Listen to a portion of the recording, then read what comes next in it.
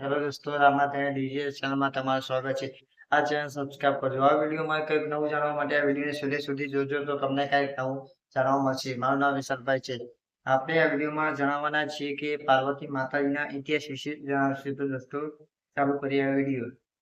પાર્વતી માતાજી હિન્દુ ધર્મમાં શક્તિનું સ્વરૂપ અને ભગવાન શિવની અર્ધાંગિની તરીકે પૂજાય છે. તેઓ હિમાલયના રાજા હિમવાન અને માતા મેનાની પુત્રી હોવાથી તેમને હિમા અને ગૌરી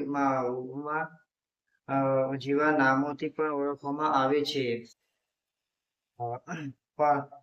પૌરાણિક કથાઓ અનુસાર માતા સતીએ પોતાના પિતા દક્ષના યજ્ઞમાં યોગાગ્નિ દ્વારા દેહ ત્યાગ કર્યા બાદ ભગવાન શિવને પતિ તરીકે ફરી મેળવવા પાર્વતી સ્વરૂપે જન્મ લીધો હતો. ભગવાન શિવને પતિ તરીકે પ્રાપ્ત કરવા માટે પાર્વતી માતાજીએ વર્ષો સુધી કઠોર તપસ્યા કરી.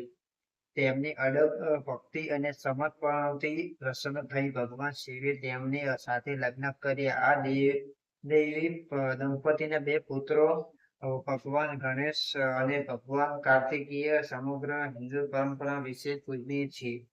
પાર્વતી માતાજી પ્રેમ, કરુણા, ધૈર્ય અને ત્યાગ માતૃત્વનું પ્રતીક માનવામાં આવે છે. તેઓ દુર્ગા, અન્નપૂર્ણા, કાળી અને નવદુર્ગા જેવા અનેક શક્તિ સ્વરૂપોમાં પણ પૂજાય છે. ભક્તો માનતા હોય છે કે પાર્વતી માતાની ભક્તિ દાંપત્ય સુખ, પરિવારનું કલ્યાણ, સંતાન સુખ અને જીવનમાં શાંતિ પ્રાપ્ત થાય છે. તેથી પાર્વતી માતાજીનું સ્થાન હિન્દુ ધર્મમાં અત્યંત પવિત્ર આદરણીય છે. દોસ્તો, આપણે વિડીયોમાં જણાવ્યું કે પાર્વતી માતાજીના ઇતિહાસ વિશે જણાવ્યું. તો તમને વિડીયો સારો લાગ્યો તો વિડીયો લાઈક કરી દેજો. આ ચેનલમાં પહેલી વાર તો ચેનલ સબસ્ક્રાઈબ કરી દેજો. તો દરરોજ નવું તમને કંઈક જાણવા મળશે.